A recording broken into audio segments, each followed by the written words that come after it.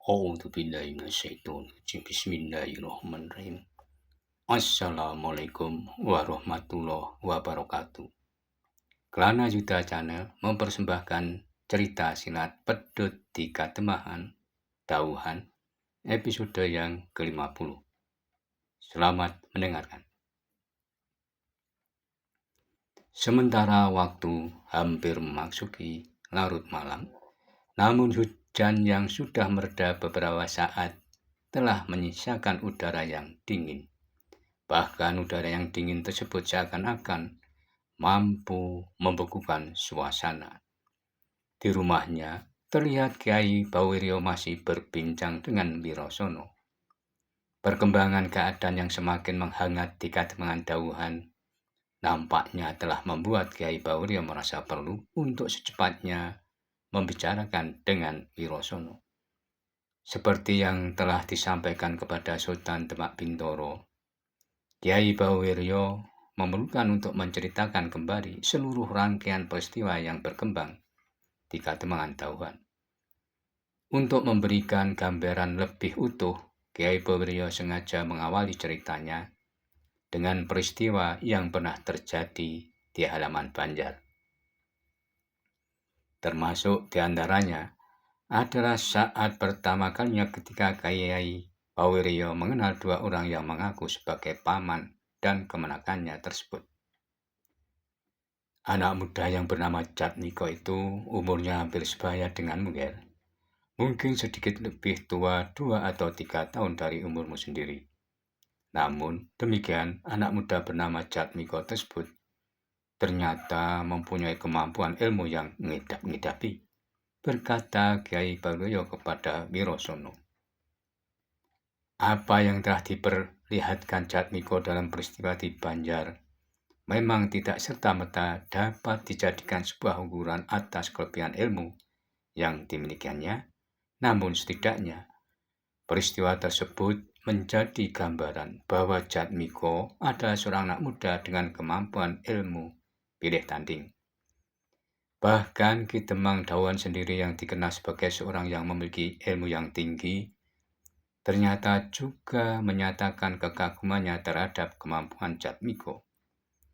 Sambil mengangguk, Wirosono berkata, anak muda yang luar biasa, nampaknya dengan kemampuannya itulah Jatmiko berhasil menebarkan pengaruhnya. Benar, Ger. Meskipun demikian, tentu hal tersebut bukanlah satu-satunya bekal bagi Jatmiko untuk mempengaruhi pengikutnya. Tentu ada sesuatu hal yang lain yang dimiliki dan membuat anak muda tersebut mempunyai kepercayaan yang tinggi untuk membuat sebuah rencana yang seolah tidak masuk akal, berkata Kiai Bawiryo. Demikianlah pembicaraan yang terjadi antara Wirosono dengan Kiai Bawiryo. Beberapa kali Kiai Bawiryo sengaja mengarahkan pembicaraannya dengan menyinggung kemampuan ilmu serta kepandaian Jatmiko dalam menyusun rencana. Apa yang dilakukan Kiai Bawiryo bukannya tanpa maksud. Kiai Bawiryo memang berkeinginan memancing tanggapan Wirosono berkaitan dengan permasalahan yang diceritakannya. Bagaimanapun, Kiai Bawiryo belum bisa melepaskan begitu saja apa yang menjadi pertanyaan di dalam hatinya terkait dengan keberadaan Wirosono saat ini. Sebelum kedatangan Wirosono, Kiai Bawiryo membayangkan bahwa seseorang yang akan dikirim Sultan Demak Bintoro untuk melakukan tugas pengamatan di Katemahan Dauhan adalah seseorang dengan usianya yang matang. Harapan Kiai Bawiryo tersebut tentu tidak dimaksudkan untuk mengabaikan keberadaan Wirosono atau bahkan meragukan kemampuannya. Namun, Kiai Bawiryo beranggapan bahwa seorang petugas sandi biasanya adalah orang-orang yang telah mempunyai pengendalian diri yang mantap dalam menyeimbangkan penalaran dan perasaannya. Dan biasanya, orang-orang yang memiliki kemampuan sikap seperti itu adalah orang yang telah mempunyai usia yang cukup. Bagaimanapun usia seseorang mempengaruhi sikapnya dalam menanggapi persoalan yang dihadapinya.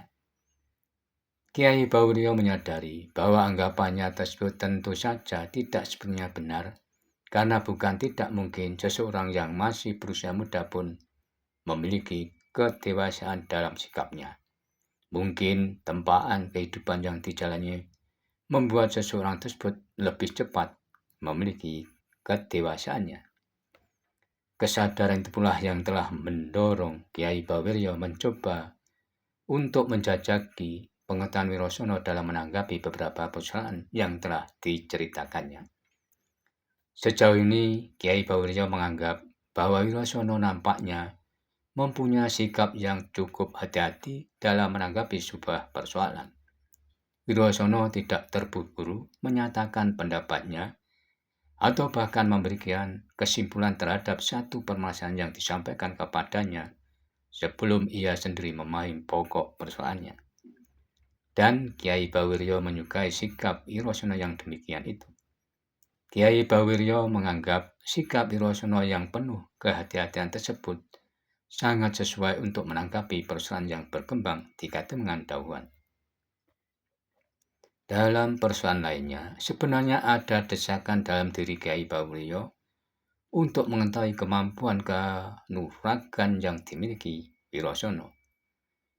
Keingintahuan Kiai Baurio tersebut tentu wajar adanya karena tugas yang akan dijalankan Wirosono merupakan tugas berbahaya serta bersinggungan langsung dengan keselamatan Wirosono, bahkan keselamatan sendiri atau bahkan juga keberhasilan dari seluruh tugas yang diembannya. Seorang prajurit sandi tentu harus mempunyai kemampuan untuk dapat menyusup secara diam-diam ke tempat lawannya, atau terkadang harus membayangi serta mengikuti seseorang dalam upayanya untuk menyadap serta mengumpulkan bermacam keterangan yang berharga. Dengan tugasnya yang demikian, tentu saja seorang prajurit sandi dituntut untuk membekali dirinya dengan kemampuan khusus dalam sebuah penyamaran. Selain dari itu, tentu saja penguasaan ilmu kanuragan yang tinggi menjadi bagian penting yang harus dimiliki seorang prajurit sandi. Apalagi orang-orang yang berkemungkinan menjadi bagian dari pengamatannya adalah orang-orang yang memiliki kemampuan tinggi layaknya Jatmiko ataupun orang-orang lain yang menjadi bagian dari kelompoknya. Dengan caranya, Kiai Baurio beberapa kali mencoba untuk mengetahui atau setidaknya mencoba untuk menangkap sebuah isyarat yang dapat dijadikannya petunjuk tentang kemampuan ilmu yang dimiliki Wirosono. Namun, upaya Kiai Baurio tersebut nampaknya tidak menemukan hasilnya. Setiap kali Kiai Baurio menceritakan tentang kelebihan Jatmiko, Wirosono hanya memberikan tanggapan sewajarnya saja, bahkan terkadang Wirosono justru cenderung mengagumi kelebihan ilmu yang dimiliki Jatmiko tersebut. Kiai Baurio memang tidak berharap Wirosono menyombongkan dirinya secara berlebihan dengan berkata, "Kiai, jangan cemaskan dengan kemampuan anak muda bernama Jatmiko tersebut. Aku pun seorang anak muda yang telah tuntas dengan ilmu yang dimasukkan kepadaku. Sebuah ilmu yang tak kalah dahsyatnya dengan ilmu yang dimiliki Jatmiko." Sejauh ini, Wirosono justru lebih banyak mengiyakan saja apabila Kiai Baurio menceritakan tentang kelebihan-kelebihan yang dimiliki Jatmiko. Bagaimanapun, Kiai Baurio memerlukan untuk menenteramkan hatinya bahwa anak muda yang saat ini berada di hadapannya merupakan anak muda yang juga memiliki kemampuan mumpuni untuk menjalankan tugasnya yang berbahaya. Sambil memandangi Wirosono tanpa sadarnya, Kiai Baurio membuat satu perbandingan di atas kedua anak muda tersebut. Meskipun aku tidak menyaksikan sendiri, namun setidaknya kabar tentang anak muda bernama Jatmiko itu dapat dijadikan sebuah gambar betapa tinggi ilmu yang dimilikinya.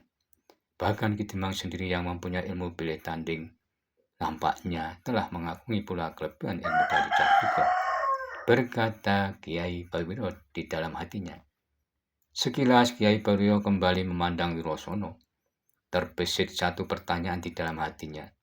Apakah anak muda yang duduk di hadapannya saat ini mampu mengimbangi kemampuan Jatmiko apabila keduanya terpaksa dihadapkan dalam keadaan untuk saling bertemu di sebuah medan perselisihan. Tidak ada satu kesan sedikit pun yang dapat menjadi isyarat bahwa Wirosono sebenarnya adalah seorang anak muda yang menyimpan ilmu di dalam dirinya. Di mata Kiai Baureyo, Wirosono adalah seorang anak muda yang terlalu sederhana dalam penampilannya. Kesan khusus yang bisa ditangkapnya pada anak muda tersebut hanyalah pembawaannya yang cenderung pendiam. Wajahnya yang lunak, serta tutur kata yang tersusun rapi dalam setiap perkataan yang diucapkannya, memang dapat dijadikan gambar dari kematangannya dalam berpikir. Kanjeng Sultan Demak sendiri adalah seorang yang mempunyai ilmu seolah tak bertepi. Kanjeng Sultan Trenggono tentu tidak akan mungkin mengirimkan seseorang yang tidak dipercayainya dapat menjalankan tugas yang dibebankan kepada seorang tersebut, berkata Kiai Baureyo di dalam hatinya. Mungkin saja wewenang yang dipercayakan kepada Wirosono saat ini memang sebatas untuk menjalankan tugas pengamatan, tak lebih dari itu. Tentu Demak akan mengirimkan petugas lainnya dengan kemampuan yang disesuaikan dengan perkembangan yang terjadi. Kata Kiai Baureyo seolah ingin menjawab keraguan yang ada di dalam hatinya. Untuk beberapa saat, Kiai Baureyo dan Wirosono masih saling berdiam diri. Keduanya nampaknya sedang tenggelam dengan angannya masing-masing. Sesaat kemudian, Kiai Baureyo berkata, "Bagaimanakah tanggapanmu dengan ketiga orang yang memancing perselisihan dengan Ki Demang di halaman Banjar malam ketika itu?" "Aku bersependapat dengan Paman. Ketiga orang itu memang sedang melakukan perannya sebagai pembuka jalan. Namun persoalan penting dan mendesak saat ini adalah mengetahui siapakah sebenarnya Jatmiko dan pamannya yang bernama Kiai Wilogo tersebut. Termasuk di antaranya adalah mengetahui kekuatan yang ada di belakangnya," jawab Wirosono. Tumenggung Kertopuro pun pernah mengatakan demikian. Tentu ada kekuatan besar yang menjadi sandaran dari kedua orang tersebut, berkata Kiai Baureyo. Demikianlah kemungkinan Paman. Jatmiko dan pamannya tentu tidak akan mungkin berani untuk membuka medan perselisihan secara langsung dengan Demak Bintoro apabila tidak ada dukungan yang dapat dijadikan sandaran kekuatannya, jawab Wirosono. Mengetahui jati diri sebenarnya dari Jatmiko dan pamannya menjadi sangat penting artinya, karena keduanya tentu tidak akan dengan mudahnya menghimpun kekuatan besar kalau keduanya hanyalah orang-orang yang tidak mempunyai masa lalu yang dapat dibanggakannya, berkata Wirosono lebih lanjut. Apakah itu berarti kau pun mempunyai dugaan bahwa Jatmiko ataupun pamannya adalah orang-orang yang mempunyai kaitan dengan orang-orang besar di masa yang lalu ataupun di masa yang sekarang ini? Bertanya Kiai Baureyo. Nampaknya itulah yang dijadikan bekal oleh keduanya untuk mendapat kepercayaan dari para pengikutnya, jawab Wirosono. Sambil menganggukkan kepalanya, Kiai Baureyo berkata, "Dalam satu kesempatan yang tidak aku sengaja, aku melihat Jatmiko dan putra Ki Demang sedang mengamati satu tempat yang terletak di bawah bukit sebelah selatan Kadembangan ini. Keduanya nampaknya sedang mengamati tempat tersebut dengan bersungguh-sungguh. Pada awalnya aku tidak mengetahui kenapa keduanya memberikan perhatiannya pada tempat tersebut. Namun, pada saat selanjutnya, aku mulai mendengar kabar bahwa di tempat itu katanya akan dipergunakan sebagai tempat untuk melatih anak-anak muda Kademangan Dauhan dalam olah kanuragan. Bahkan kabarnya di tempat itu akan dibangun pula beberapa barak sebagai tempat peristirahatannya. Apakah kehadiran paman saat itu tidak diketahui oleh keduanya?" bertanya Wirosono. "Aku terlebih dahulu berada di tempat tersebut. Ketika itu aku sedang mencari bahan-bahan yang biasa aku pergunakan untuk keperluan pekerjaanku. Mengetahui kedatangannya, aku buru-buru bersembunyi di tempat yang terlindung. Meskipun jarakku tidak terlalu dekat, namun aku dapat melihat keduanya dengan jelas, berkata Kiai Baronyo. Apakah untuk saat ini sudah mulai ada kegiatan yang berkaitan dengan rencana yang seperti Paman maksudkan? Bertanya Wirosono. Aku belum pernah ke tempat itu lagi, Ger. Karena tiba-tiba saja sebelum Kiai Baronyo menyelesaikan perkataannya, Wirosono telah memberikan isyarat kepada Kiai Baronyo dengan gerakan jari telunjuk yang ditempelkan pada bibirnya. Saat kemudian, tanpa beringsut dari tempat duduknya, terlihat Wirosono berupaya menajamkan pendengarannya. Untuk sekejap, Wirosono terlihat memejamkan kedua matanya, seolah ia sedang memusatkan mata batinnya dalam upayanya untuk mengetahui keadaan di sekelilingnya. Saat kemudian, Wirosono terlihat mengejapkan matanya ke arah Kiai Baronyo yang memang tengah memandanginya. Kiai Baronyo tanggap dengan isyarat yang diberikan Wirosono, sehingga Kiai Baronyo justru telah menjadi diam membeku. Wirosono lah yang telah memecahkan keheningan tempat itu dengan suaranya. Paman, di manakah aku harus mengembalakan kambing-kambingnya? Aku lebih suka untuk mengembalikannya daripada harus mencari rumput ataupun dedaunan. Kiai Baronyo mengerutkan dahinya mendengar pertanyaan Wirosono. Namun, ketika dilihatnya Wirosono telah mengedipkan matanya, Kiai Baronyo dapat menangkap maksudnya. Dengan mengeraskan sedikit suaranya, Kiai Baronyo menjawab, "Kau bisa mengembalikannya di ujung hutan kecil sebelah timur padukan ini, Ger. Rumput di tempat itu tumbuh dengan suburnya. Sementara kambing-kambingnya merumput, kau bisa mencari tetumbuhan ataupun akar-akaran yang telah aku sebutkan jenis dan namanya." "Baiklah, Paman. Mulai besok aku akan mengembalikannya," jawab Wirosono. "Jangan lupa carilah beberapa tumbuhan seperti yang aku maksudkan. Untuk permulanya, kau memang harus belajar untuk mengenali jenis dan kegunaan dari bermacam tumbuh-tumbuhan terlebih dahulu," berkata Kiai Baronyo. Untuk beberapa saat lamanya, keduanya masih membicarakan persoalan yang berkaitan dengan masalah pengenalan atas berbagai jenis tumbuhan dan akar-akaran yang bisa digunakan sebagai bahan-bahan membuat ramuan.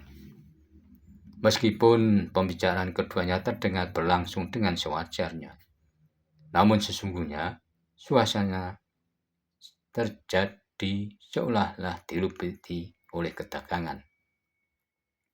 Di tengah-tengah pembicaraan yang terjadi, beberapa kali Kiai Baronyo melihat Wirosono memejamkan matanya. Sesekali wajah Wirosono terlihat menegang. Kiai Baronyo mengetahui bahwa Wirosono nampaknya sedang memusatkan penglihatan untuk mengamati keadaan. Ketika sawi-sawi terdengar kentongan dalam nada darah muluk mengundang dari kejauhan, akhirnya Kiai Baronyo berkata, "Baiklah, sekarang pergilah tidur, Ger. Tentu kau masih lelah karena kau baru saja menempuh perjalanan yang jauh. Besok pagi, kau bisa mulai dengan pekerjaan sehari-hari yang ada di rumah ini. Setelah semuanya selesai lewat tengah hari, kau bisa mengembalakan kambingnya." Untuk saat, Wirosono tidak menanggapi perkataan Kiai Baronyo. Namun tak lama kemudian terlihat Wirosono menarik napasnya dengan dalam. Bukan main. Siapakah yang telah datang mengunjungi rumah ini dengan cara yang menakjubkan itu? Ia datang dan pergi begitu saja, seolah kehadirannya terbawa oleh semilnya hembusan angin malam, desis Wirosono lirih. Dengan nada serta dada yang berdebar-debar, Kiai Baronyo berbisik pelan, Apakah yang sebenarnya terjadi, Nger? Seseorang telah mengunjungi rumah ini dengan cara yang tidak sewajarnya, Paman. Orang tersebut berupaya menyembuhkan desah napasnya dengan ilmunya yang mendebarkan, jawab Wirosono. Kiai Baruyo terpaku dan terdiam. Matanya menatap tajam ke arah Wirosono. Ada yang terasa bergejolak di dalam dadanya. Beberapa saat sebelumnya hatinya sempat diliputi keraguan berkaitan dengan kemampuan dari anak muda tersebut. Namun, tak lama kemudian anak muda itu seolah diberi kesempatan untuk menjawab keraguannya. Entah bagaimana cara untuk melakukannya, anak muda itu ternyata mampu menangkap isyarat yang tidak sewajarnya sedang terjadi di sekitarnya. Orang itu telah meninggalkan rumah ini, Paman. Nampaknya orang tersebut lupa untuk menghapus jejaknya. Besok, Paman bisa melihat jejak kakinya di balik dinding di sebelah pintu samping rumah ini, berkata Wirosono. Dengan dada yang masih berdebar-debar, Kiai Bawiryo berkata, nampaknya kedatanganmu telah diketahui oleh mereka. Demikianlah, Paman. Bagaimanapun hanya perusahaan waktu saja mereka mengetahui keberadaan di tempat ini. Apalagi aku pun tidak berusaha untuk datang dengan diam-diam, berkata Wirosono. Ya, Nger, sejak semula aku memang tidak menghendaki menyebutkan keberadaan Angger di tempat ini. Setidaknya apa yang terjadi malam ini semakin menegaskan bahwa anak muda bernama Jatmiko tersebut nampaknya benar-benar menaruh perhatiannya kepadaku, berkata Kiai Bawiryo. Kiai Bawiryo mempunyai dugaan kuat bahwa yang datang mengunjungi rumahnya tentu seseorang yang berada di bawah perintah Jatmiko, atau bahkan mungkin Jatmiko sendiri yang telah melakukannya. Ketika malam semakin jauh melewati puncaknya, akhirnya Kiai Bawiryo telah mempersilahkan Wirosono untuk beristirahat. Sambil bangkit dari duduknya, Kiai Bawiryo berkata, tidurlah, besok kita akan mulai menjalankan peran kita masing-masing. Peristiwa malam ini menjadi peringatan agar kita selalu bersikap hati-hati dan waspada. Baiklah, Paman, jawab Wirosono. Sesaat kemudian, terlihat Kiai Bawiryo melangkah menuju biliknya untuk beristirahat.